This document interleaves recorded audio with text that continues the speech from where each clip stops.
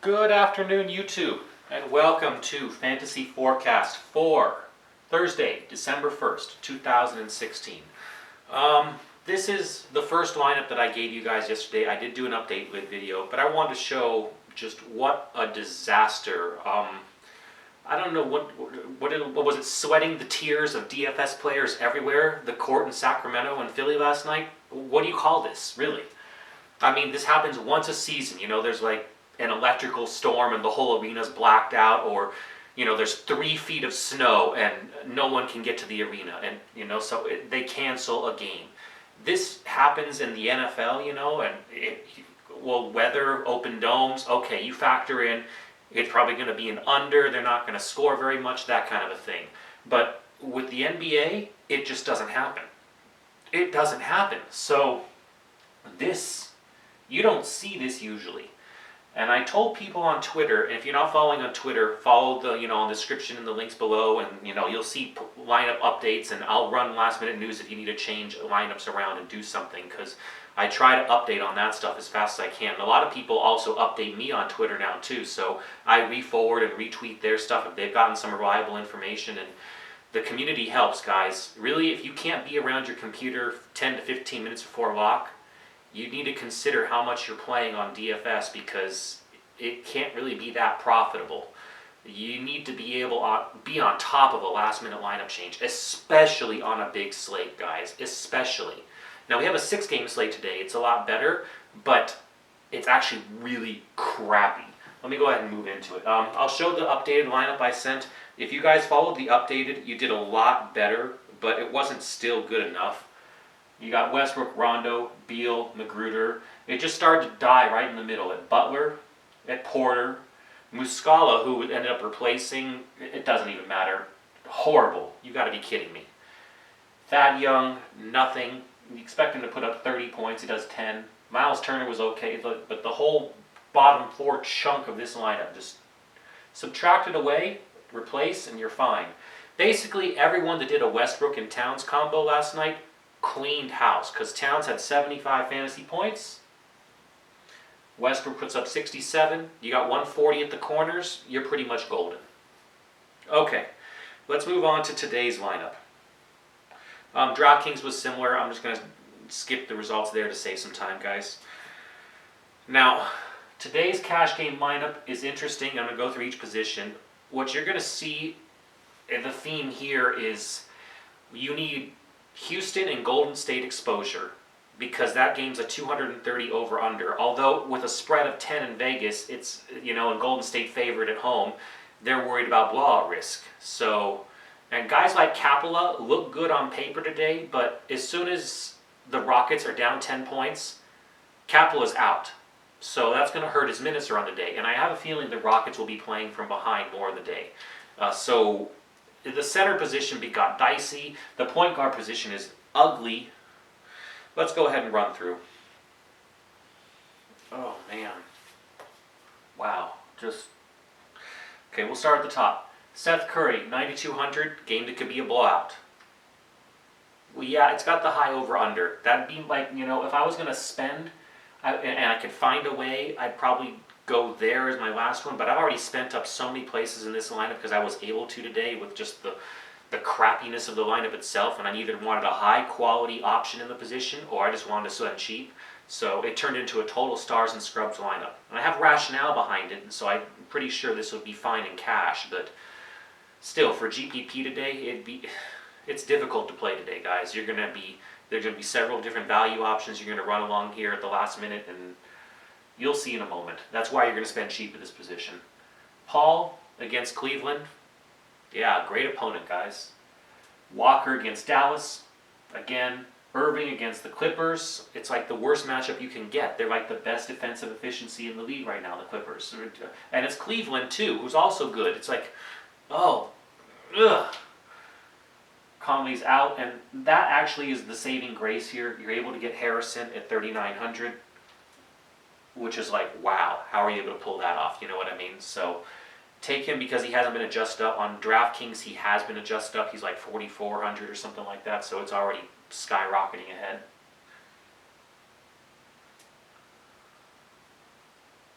Dragic looks interesting on paper today with the Richardson out as well, but the thing is, it's Utah as an opponent, guys. How much can you really expect out of him? At $7,000, I mean, I think the ceiling is full 40 today, and so if that's the ceiling, what's the floor? Hill is out, which gives us Shelvin Mack today at the bottom on the point guard position. That news just broke a little bit ago. There could be more news that comes, guys, and if there is, don't hesitate to swap in last-minute value. Anywhere across the board if you need to. If they're going to come up at 10 times a dollar, it's going to be better than anywhere you spend up, and just find a way to spend up otherwise and try to stay inside the Milwaukee Nets game, which is a 217 over-under, or the Golden State-Houston game, which has a 230 over-under. That's going to be your way to, capitalize on the scoring when the other 4 games have over-unders floating around 190, 192. Fantasy death. Beverly is probably the first place I think, maybe Johnson, but it's the Utah opponent that I hate. I like Della, in a strange way. You can look at Della and be like, I think 22 points is secure there, and on this kind of a day, that's hard to find that safety. He's got the Nets, and it's the faster-paced game, so you're gonna be hard-paced to find 2 better games than the Milwaukee Nets game and the Houston Golden State game. There's just no other way to slice and dice it today. And the Houston Golden State game has a bigger spread, which means low risk, which means there's really only one game you can kind of somewhat safely target in cash. I ended up with a stacked lineup, so this almost feels like a GPP lineup to me as much as an optimal cash because it's stacked, but I don't think it's going to win GPPs. I think it'll just win cash. We're at Harrison now. You can look at Whitehead. The guy's probably going to get a full starting run of minutes, but will he do anything with them? I sincerely doubt it.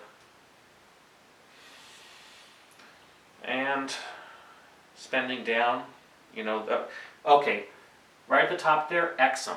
Dante Exum, it looked like it a bit there in Utah, that between the two, it was obviously Hill, but then it was going to be between Exum or it would be between Mack.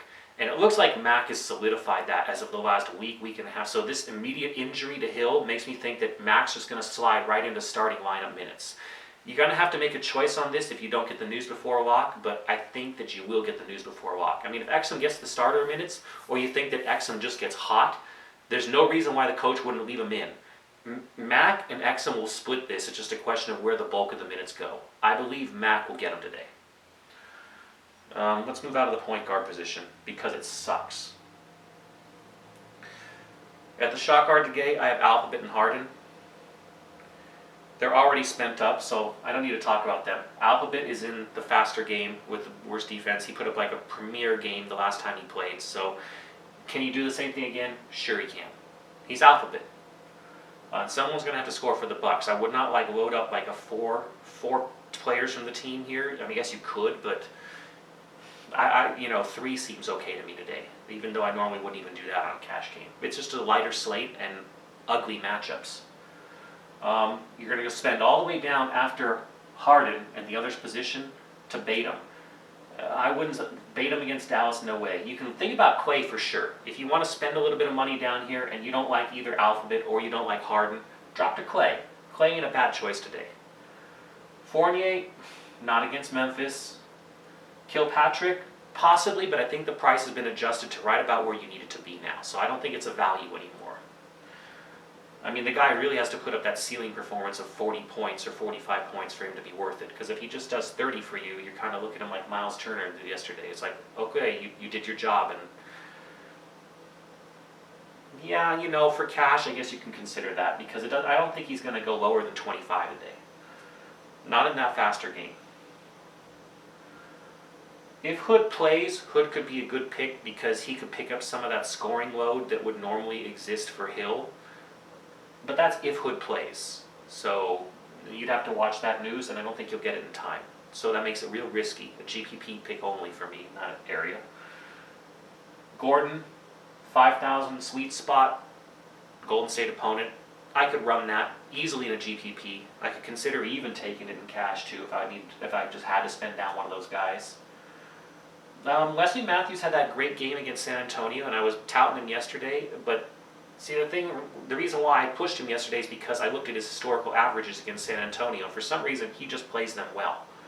I have a feeling he's going to drop, and again, you're taking a Dallas player. So you're looking at 22, 25 fantasy points, in my opinion, there. Richardson out, and we're already dropping low here. You're Reddick, you're going for 3-pointers. Tony Allen's intriguing, but Memphis is just horrible. So, yeah, he's going to get 30 minutes, but this is another one of those, will you do anything with them, please?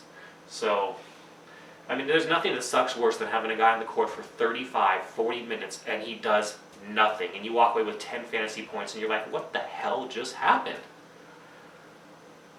I like Ellington. Ellington looks like he could pick up some extra minutes today. It all depends. Miami's situation is weird and fluid. If you look at their last couple scores now they got Richardson out, now they got Waiters out, Dragic is back in. It's like their whole court is a mess with where things are running and how they're doing things right now.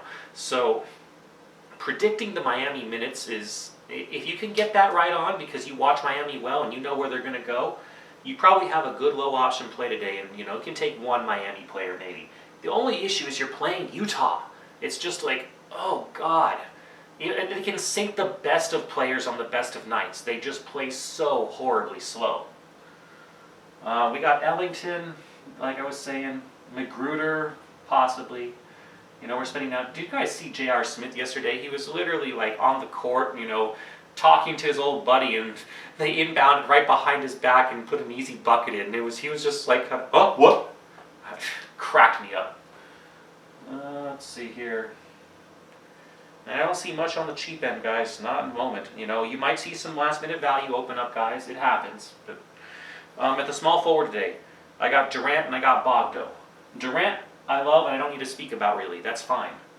James, well, he's against the Clippers today. It's time for him to put on more of a floor performance. And he's had a couple good ones before putting up stinkers. So, Hayward, Utah, Miami, too slow.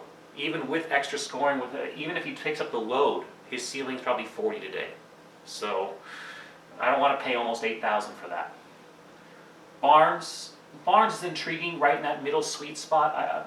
And against Charlotte, but you're really banking that they're going to get some points. And well, I guess you're going to have to play. If you were to ever play Barnes, you're going to play him at some point, regardless, because he's on Dallas, so it doesn't matter who they play. You're always going to have that complaint. So you can look at Barnes today, I suppose. He's probably priced well with his production. Thing is, I just am so leery of taking a Dallas player because their games can just get so ugly so fast. So, especially when they're not at home court.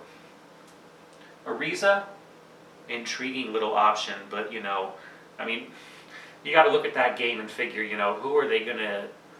Okay, so the Rockets have Ariza and Harden, and they're going to try to run Harden against somebody that's going to be a little bit easier so he can score against, but then what are you going to do? Run Ariza against Durant? This is why I like Durant today, too. Durant's he's kind of primed for a sweet game. Joe Johnson gets intriguing for Miami at 4,500. GPP pick, though, in my opinion. Same with Iggy. And just been cheap. Troy Williams is interesting for Memphis. You're getting to the point now where it's so cheap, it's kind of like Utah up there. You can take a Memphis player or a Utah player if it costs you the bare minimum, because they don't really need to do all that much to hit value. So once you get to these price ranges, Troy Williams looks interesting to me. I'd be looking at that today. That's fine at a real minimum-ish kind of price. If you're going to go super low, you can look at with Hill out, maybe Joe Johnson gets some extra minutes. So there's James Johnson and Joe Johnson. Anyways, both the Johnsons you can be looking at in small forward. I took Bogdo because it allows you to spend up appropriately, and with the faster pace of the team, I think that he's more in line for a 22, 23 point performance day, which is comfortably 5 times value. If he can hit that floor, of 21 points, then he's just fine for 5 times. And I think it's more like 22, 23 today. Power forward. This was the best position of all day, guys, because you get to play around just a touch. Now, you got Griffin at the top, but it's that matchup with Cleveland. You got Love, same type of thing. So I think they're both kind of their ceilings are limited. Draymond Green against Houston, I think he's getting too expensive. yet it's like, if they drop him in price, sure, but this 7,700 is just fair. Do you know what I mean? And in a game with low potential, it's not. Favors is out. Ibaka against Memphis, but you're playing Memphis. So then Booker just lands right in your lap at 5,900, who's had a couple nice ceiling performances, of like 45, 50 points. I don't expect that. You never really can. But it's the faster paced game.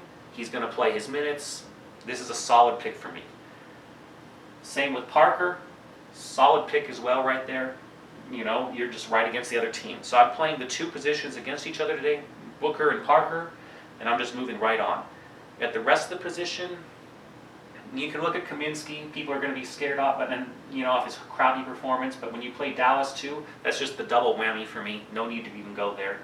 Look at JaMychal Green, though. He's going to get some extra minutes. There's no question on that. It's just another one of those, what are you going to do for me with it? And he's getting right to that price point where it does start to matter. When you start getting a 4,500 or so, and it's not, a $4,000 guy, maybe $100 more or something, then it's not really a punt anymore.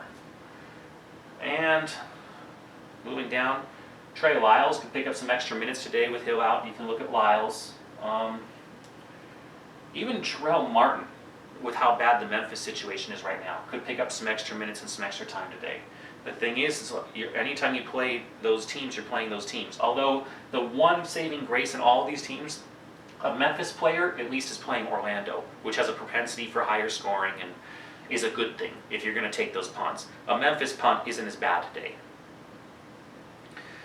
And then rounding out at your center position, now this is subject to change, guys, probably slightly fluid. Now if you think that Biyombo can do anything with the darned minutes, and he looks like he's probably going to get the start again, well, you could take Biyombo. But he's another one of those guys where it's like, you just don't get enough. Henson does great things with his minutes. He's got a Nets game, and I think that he'll probably see the start today. They haven't announced that yet. You're going to find out before. If he's the starter today, this is a lock for me at center now, because the center position kind of sucks. If you're going to spend down, I'd look at Pachulia, because you can spend down, go ahead. But then you're already at the minimums for Plumlee. Is there anyone at absolute minimum that's going to come into play today? I don't see. So Pachulia might be your first option at the really cheap. Then Henson. Henson's an easy call. You can go in between him and Biyombo if you need to. And then, you start moving up. Capela. People are going to be looking at Capela and probably Tristan Thompson because they're right in the middle sweet spots today, but I've already swim with Capela. If the Houston ends up going behind, Capela will see less time because he's not the kind of person that brings them back from behind, which is what they're going to need. So I'd be passing Capela today, and Tristan Thompson is just this Clippers opponent, even at 5,000, I'd be avoiding. Vucevic's got Memphis against him. And, you start to spend up maybe Gasol because, with some extra time, someone has to score for Memphis. Someone's got to do something. And Orlando's the weaker opponent, so they're not necessarily weaker, but the game spread is actually even on this game. So if you're going to lean on someone, you might lean on Gasol. If you're going to spend up, but I wouldn't take Jordan against the Clippers. I wouldn't take Gobert against Miami. Maybe Brook Lopez, the very top. Bolo. But, at 7,300 just seems a little too expensive for what he performs, and then Whiteside's got Utah. So, the center position is a real stinker today, guys. But so at your top end, Gasol, but I would just spend down here too. And you'll see how I ended up coming to this lineup. There was no other way to do it. Okay, so that's pretty much it for your fantasy forecast position run through today. Let's go ahead and go through the 2-minute roundup for today's lineup. And this is for cash games only. Harrison and Mack at your point guard position. Spend down there today. At the shot guard, Alphabet and Harden. Spend up there today. At the small forward, Durant and Bogdo. At the power forward, Booker and Parker. And at your center today, Henson. You can leave $100 on the table, guys. It's just fine on a 6-game slate. On to DraftKings.